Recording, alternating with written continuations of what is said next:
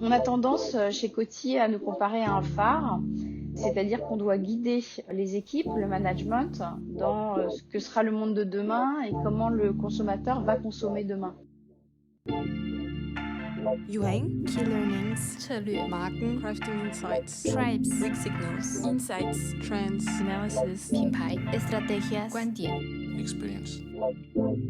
Vibrations by DinVibe. Pourquoi Vibrations? Parce qu'à la manière des sismologues, notre métier chez DinVibe, c'est d'anticiper les secousses à venir, de prendre le pouls. On repère les lames de fond, on étudie les ondes qui annoncent les séismes, on s'intéresse à ce qui va secouer. Comme des anthropologues, on étudie l'humain, les évolutions de comportement, dans le but de guider les marques vers des innovations qui résonnent et qui font sens. Parce qu'on est une équipe de passionnés, ce podcast a pour vocation de partager au plus grand nombre une partie des insights que nous détectons, pour que ça vous donne du grain à moudre et qui sait, envie de nous rencontrer. Chaque mois, plongez avec nous dans le décryptage d'une tendance de société. Bonjour chères auditrices et auditeurs et bienvenue dans ce 7e épisode de Vibrations by DinVibe. Pour ce deuxième interview, à la rencontre de celles et ceux qui font vivre la social media intelligence au sein de leurs organisations, Vanessa Moreno, Research Director chez DinVibe et moi, nous vous emmenons chez Coty, un des grands acteurs de la beauté dans le monde. Nous allons à la rencontre de Laurence Liénard, vice-présidente Consumer Insights et Stratégie. C'est une discussion sur la social media intelligence qui ose, c'est-à-dire une approche de la social media intelligence qui va creuser des sujets hors des sentiers battus, explorer de nouveaux territoires, dans une optique de toujours mieux comprendre le consommateur, dans sa culture, dans ses attentes. Nous avons échangé avec Laurence sur son début de carrière au marketing et comment cet ancrage lui permet aujourd'hui d'être autant à l'écoute dans son rôle de consultante en interne, comme elle le décrit elle-même. Nous avons parlé des raisons qui l'ont conduite à se tourner vers les méthodologies social media intelligence en précurseur il y a plus de 10 ans, mais aussi de la manière dont ces méthodologies complètent les autres outils de compréhension consommateur qu'elle utilise. Elle nous parle de sa passion pour son métier, des liens avec la psychologie, la sociologie et l'anthropologie, et de sa mission auprès de ses partenaires en interne. Confirmer des intuitions bien sûr, mais aussi apporter des surprises et faire avancer la compréhension des consommateurs. Nous abordons aussi la manière dont l'épidémie de Covid a impacté le secteur du luxe, et en particulier celui de la beauté. Je vous laisse vous plonger dans notre conversation. Alors Laurence, est-ce que tu peux te présenter à nos auditeurs et auditrices, nous dire quel est ton rôle chez Coty et puis nous dire c'est quoi Coty pour ceux qui ne connaîtraient pas? Donc, je m'appelle Laurence Liénard, je suis Insights and Strategy VP chez Coty. Coty, c'est un des grands acteurs du monde de la beauté dans le monde. Nous avons deux divisions, une division mass market avec des marques comme Adidas, Rimmel, Max Factor, Bourjois. Et nous avons une division luxury avec essentiellement un business de licence fragrance avec des marques comme Calvin Klein, Hugo Boss, Gucci, Burberry, mais aussi Chloé, Marc Jacobs, et il y en a encore beaucoup d'autres. Et puis nous avons une activité skincare autour des marques Lancaster, Philosophie, et du maquillage sous les marques Gucci et Burberry. Et nous venons récemment de signer un partnership avec Kylie, de la marque de Kylie Jenner. Et ton rôle chez Coty, c'est quoi, Laurence? Alors, chez Coty, j'ai 3 pôles. Un premier pôle d'insight qui consiste à travailler l'insight consommateur pour comprendre quels seront les besoins de demain ou comment les consommateurs, ce que les consommateurs pensent de nos marques ou des marques de nos concurrents ou des grandes tendances de la beauté. Il y a une partie analytics qui est toute la partie de performance des marchés et des catégories. Et puis une partie shopper pour comprendre les dynamiques et les comportements des consommateurs en magasin, mais pas seulement en magasin, parce qu'aujourd'hui le digital a beaucoup de poids dans les achats, donc aussi sur cette partie digitale. J'aimerais bien qu'on parle un peu de ta carrière, de comment tu as évolué vers des insights et la stratégie, parce que ta carrière, tu l'as démarrée au marketing. Comment t'en es arrivée à ce genre de rôle ensuite? Tout simplement, il y avait un poste de libre aux insights. Quand j'étais en marketing, j'adorais déjà les insights. Pourquoi? Parce qu'il y a beaucoup de socio et psycho qui sont des domaines qui m'intéressent énormément. J'étais fascinée par les focus group où j'avais l'impression qu'on se retrouvait un peu comme chez le psy, mais avec des consommateurs. Et puis, j'ai fait aussi une partie de ma carrière aux États-Unis et j'ai trouvé que travailler avec les consos, c'était aussi une manière de rentrer dans la culture et de mieux comprendre un autre pays. Et puis après, j'ai compris aussi tous les enjeux stratégiques de ce poste, dans la mesure où quand on travaille aux Insights, on travaille sur l'ensemble du portefeuille de marque d'un groupe. Et ça, c'est assez fascinant. Et passer justement du marketing où tu as fait tes armes et bifurquer par opportunité vers les insights, tu penses que ça a eu un impact aussi sur la manière dont tu fais ton job aujourd'hui, ta vision, entre guillemets, sur le rôle des insights et de la stratégie? Oui, je pense que ça a été essentiel dans ma vision de voir les Insights aujourd'hui, parce que quand on a l'expérience, la chance d'avoir été à la place des clients et de comprendre comment tu peux les aider, je pense que tu apportes une réponse à leurs besoins qui est sûrement plus fine et plus business. Et c'est ça aussi qui est souvent un retour que j'ai de la part de mes clients en interne. J'appelle ça des clients parce que quelque part, je suis aussi un peu comme un consultant. J'ai une compréhension de leur business et de leurs attentes qui est sûrement forte de cette expérience marketing que j'ai pu avoir par le passé. On va parler de ta vision, Laurence, de la social media intelligence et en fait, pour te donner les coulisses de la préparation de cet épisode, quand on a réfléchi à l'angle qu'on voulait aborder avec toi, la notion qui est venue tout de suite, c'est, bah, Laurence, c'est vraiment la social media intelligence qui ose. Alors, j'aimerais qu'on explore un peu cette notion-là. Tu as été précurseur pour introduire ces méthodologies chez Coty. Ça a été quoi ta prise de conscience par rapport à la valeur ajoutée d'avoir des études social media intelligence? D'abord, j'ai toujours été fascinée par le monde du digital et ça, c'est peut-être lié à ce départ de ma carrière aux États-Unis où c'était des notions beaucoup plus ancrées que ça pouvait l'être en Europe par le passé. Je voyais bien aussi les consommateurs commencer à poster des reviews sur les produits, sur les sites, parce que je le faisais moi-même. Et puis, quand il y a eu aussi l'avènement d'Instagram, on a bien vu qu'il y avait beaucoup de retours sur les marques et les produits via ce type de social media. Donc, on a plutôt commencé en exploratoire au début, parce que moi, je suis beaucoup dans un mode test and learn, c'est-à-dire qu'on a le droit de se tromper, parce que sinon, on n'apprend pas. Et donc, j'ai commencé Social Media Intelligence il y a presque 10 ans. Et ça a beaucoup porté autour de comprendre les motivations des consos sur des marchés en particulier. À l'époque, je me souviens qu'on n'avait pas forcément d'argent pour faire du U&A sur des petites catégories comme le nail care. Et on a beaucoup travaillé aux États-Unis pour comprendre les motivations et les comportements des consommatrices sur ces catégories via social media, ce qui nous a permis d'avoir beaucoup d'insights pour derrière pouvoir travailler des questionnaires beaucoup plus précis sur ces sujets-là quand on a pu travailler sur des U&A plus traditionnels et plus quantitatifs. À l'époque, c'est aussi des domaines sur lesquels il y avait peu d'acteurs pour nous accompagner. Et donc, cette notion de test and learn, elle est très importante parce qu'on s'est trompé plein de fois. On travaille parfois avec des sociétés qui sont plus des sociétés tech que des sociétés d'insight et qui ne comprennent pas forcément nous, là où on veut aller quand on travaille avec eux. Donc, c'est à nous de les accompagner et c'est un vrai partnership en fait.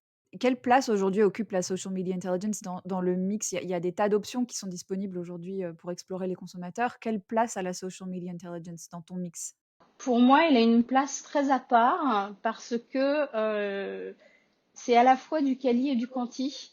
C'est-à-dire qu'on peut obtenir soit des réponses quantitatives, soit des réponses qualitatives, mais là où c'est souvent le plus fort, c'est quand on arrive à obtenir les deux. Donc c'est quelque chose qui est très à part, c'est quelque chose qui, je pense, va énormément se développer dans les années qui viennent. Tout comme il y a 20 ans, par exemple, on n'avait pas forcément d'études online, maintenant ça paraît aberrant, tout le monde est online. Donc je pense que demain, tout le monde sera sur social media, d'autant plus que ce sont des modes de conversation qui vont continuer à grandir. Il y a beaucoup de choses à faire sur Instagram, comme du social watching par exemple. Il y a aussi beaucoup de choses à faire avec TikTok, où on peut arriver à faire de la pure ethnographie à partir de ce qu'on peut récupérer sur TikTok. Alors, moi, ce que je trouve génial, alors j'aime bien le terme que tu as utilisé, Sandra, sur la social media intelligence qui ose, parce que je trouve que ça te va comme un gant, Laurence. Et notamment quand on parle, quand on entre dans le vif du sujet, quand on parle des sujets qu'on traite ensemble, qui sont souvent hors des sentiers battus. Alors, on a toujours constaté avec les équipes que tu avais une façon aussi originale d'aborder les sujets. C'est des sujets qui sont souvent osés, voire carrément aventuriers. Alors moi, j'ai une question qui me brûle un peu les lèvres, c'est comment ces idées d'études, elles émergent chez Coty en fait? Est-ce qu'elles viennent de vos équipes? Est-ce qu'elles viennent de la marque? Est-ce qu'elles viennent, enfin d'où ça vient, cette affinité avec les sujets osés? Alors c'est une bonne question, Vanessa, parce qu'effectivement, ça vient d'un peu partout. Et c'est aussi la richesse de cet outil.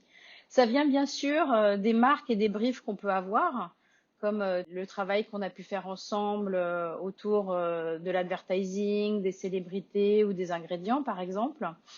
Mais ça vient aussi de l'équipe Insight de manière plus large. On a une réunion toutes les semaines où on aborde beaucoup de sujets. C'est une réunion très internationale avec beaucoup de nationalités différentes. Tout le monde apporte sa pierre à l'édifice et on se nourrit de ces réflexions pour se poser les questions par rapport à nos business. On a aussi des newsletters en interne qu'on a environ 2 fois par mois. Il faut trouver des sujets, donc c'est important pour nous d'être apporteurs de sujets et de questionnements. On est un peu comme des anthropologues au sein de la société, et donc c'est à nous de rapporter l'extérieur à l'intérieur. Donc c'est aussi à nous de définir les sujets qui nous paraissent d'actualité et d'importance, voire les trending themes qui sont importants et sur lesquels il faut qu'on se penche. Et puis aussi, je suis nourrie de toutes les réunions stratégiques auxquelles je participe. Moi, je sais où la société veut aller, ce qu'elle a comme question. Donc, c'est aussi mon rôle de patronne de ce département de pouvoir répondre le plus en amont possible à ces questionnements qu'ont les patrons chez nous. J'aime bien cette image d'anthropologue d'ailleurs. Des psychiatres, des anthropologues, des sociologues, on est un peu tout ça à la fois. Et des statisticiens aussi parfois. Eh ben oui, parce qu'il y a la data, il y a le quanti évidemment. Alors, il y a un sujet dont on aime bien parler chez Vibe, c'est le fait d'oser challenger des a priori sur les consommateurs et surtout les gens qui sont derrière les consommateurs. Est-ce que ça arrive d'avoir des insights conso qui vont à l'encontre de ce qui avait été déterminé dans une stratégie donnée? Oui, bien sûr que ça arrive. Au contraire, c'est là où c'est riche. C'est-à-dire que on est souvent là pour confirmer un certain nombre d'intuitions parce qu'on a aussi beaucoup de gens qui travaillent sur les catégories depuis des années, qui connaissent très bien leur marché, mais on est là aussi pour apporter des surprises et pour faire avancer la compréhension des consommateurs auprès de nos partenaires en interne. Tout à fait. Je me souviens d'une chose intéressante sur les trends de maquillage naturel où on avait réussi à démontrer grâce à justement du social media listening. Et ça, je crois que c'est quelque chose qu'on avait fait avec vous d'ailleurs. Au UK, on s'était rendu compte que le mariage de Meghan avait eu beaucoup d'impact sur ces conversations, par exemple. Et donc, il y avait aussi un impact sur le comportement des consommateurs. Moi, ce que j'ai l'impression que tu es en train de nous dire, c'est aussi que votre rôle dans l'équipe, c'est à tous, c'est un peu de faire une grande expérimentation, d'essayer de comprendre, d'avoir plein de rôles, plein de casquettes et de savoir saisir les opportunités là où elles sont. Nous, je sais que quand on travaille ensemble, il y a aussi souvent des moments où voilà, on va t'envoyer des nouveaux comportements, des signaux faibles qui sont encore tout petits ou conscrits à un pays en particulier. Ça m'interroge de savoir comment ça se passe de ton côté pour décider si oui ou non on doit s'y intéresser. Qu'est-ce qui va être le déclencheur? En fait, c'est assez simple et l'équipe le sait bien. On parlait du test and learn tout à l'heure. C'est exactement ça. Il faut tester, il faut pas avoir peur de l'inconnu, il faut apprendre et puis il faut apprendre aussi à connecter tous ces signaux faibles entre eux. On est sur des domaines où l'intuition est très importante et surtout dans notre métier. On fait beaucoup travailler notre cerveau droit, notre cerveau gauche et savoir capter l'émotion, c'est essentiel. Et alors justement, cette notion d'intuition, elle est vraiment intéressante parce que si on se reconnecte, à la période actuelle, on a eu beaucoup de discussions avec nos clients sur le fait que ces derniers mois, les a forcés à passer d'un horizon plutôt moyen long terme à un horizon beaucoup plus court terme où justement les intuitions étaient souvent assez brouillées. Comment tu as vécu cette période et en particulier potentiellement cette pression encore plus forte de ne pas se tromper?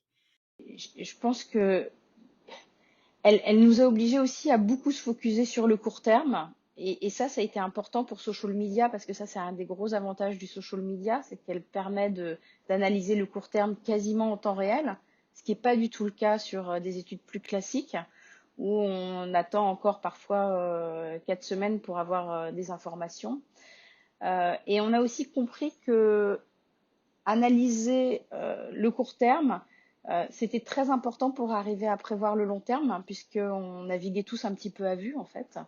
Et il fallait savoir naviguer sans ces certitudes. Donc, on revient à ce paradigme d'écouter, analyser pour pouvoir avancer, en fait. Et ça, presque sur un rythme quotidien. En insight, quand on était sur des cycles peut-être un peu plus longs par le passé, on est rentré sur des cycles un peu plus courts. Et ça, est-ce que tu penses que par rapport à des marques justement de luxe qui ont toujours bénéficié d'une grande aura, une grande personnification auprès des consos, est-ce que tu penses que ça change aussi la donne? Est-ce que tu penses qu'il y a des nouveaux enjeux aujourd'hui quand on est une marque de luxe? Oui, c'est-à-dire que cette crise, elle a ébranlé un certain nombre de certitudes et elle a déplacé les problématiques. Je pense notamment à tout ce qui est lié aux consommateurs chinois qui avant voyageaient énormément et consommaient ou achetaient beaucoup en dehors de Chine pour essentiellement des raisons de coût. Ce sont des choses qui sont en train de complètement évoluer. Il y a un rebound très très important de leur marché et pour les marques de luxe, un vrai besoin de se positionner très fortement sur ces marchés-là, par exemple. Donc oui, ça a modifié les grands enjeux à court terme, mais donc aussi, enfin très rapidement à court terme, mais fondamentalement, ça les bougera aussi à long terme. Et au-delà de la Chine, est-ce que tu vois des choses peut-être sur nos marchés, dans des modifications de comportement, dans les secteurs du luxe en particulier? Il y a eu un changement majeur sur le marché de la beauté qui a été le fait de porter ce fameux masque. On a vu nos marchés lipstick essentiellement plonger.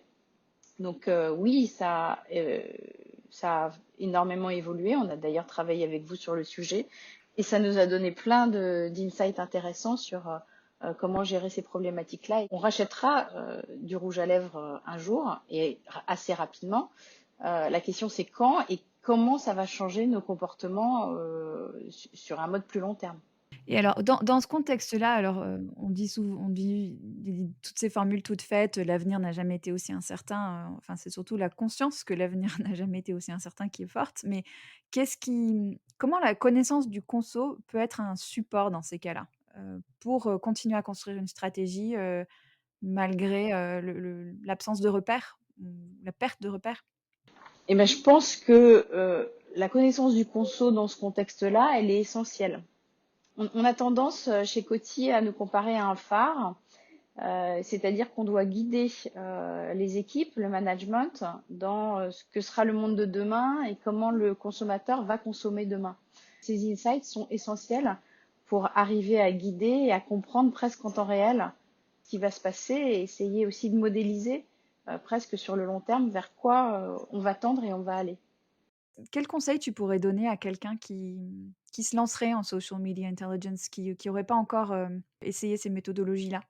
Alors la première chose, et je l'ai dit déjà plusieurs fois, donc c'est le test and learn, donc ne pas avoir peur de se tromper, ça c'est vraiment essentiel.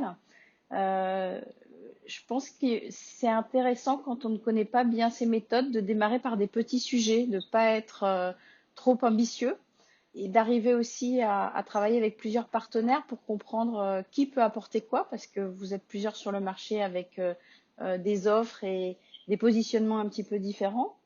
Je pense que ce qui est important aussi, c'est d'écouter son partenaire, hein, parce que vous avez aussi beaucoup de choses à écouter. Chez DeemVibe, vous nous nourrissiez aussi énormément et vous l'avez fait beaucoup d'ailleurs pendant la crise, avec les insights très réguliers que vous pouviez voir sur les réseaux sociaux. Et ça, ce sont des choses qui chez nous étaient partagées en interne régulièrement. Donc ça permet aussi de vous donner de la lisibilité et puis de faire comprendre en interne comment ces insights peuvent venir nourrir des questionnements ou une stratégie produit ou une stratégie de marque, par exemple. C'est un outil au service de l'évangélisation en interne aussi, quoi. C'est important parce que sur certaines populations, c'est pas forcément quelque chose de naturel. Certaines populations vont vous dire qu'on travaille sur un consommateur un peu particulier, un consommateur qui est sur les réseaux sociaux, donc un consommateur plus jeune ou un consommateur qui est plus tendance, par exemple. Ça peut sûrement être vrai quand on travaille sur d'autres catégories que de la beauté, qui est déjà une catégorie qui est déjà bien digitalisée. Le point du test and learn, il est essentiel pour moi. Et je pense que c'est intéressant aussi de travailler avec sa propre perspective et pas forcément de répondre à un brief quand on fait du social media. On peut enrichir sa propre perspective en fonction de ce qu'on va voir en social media.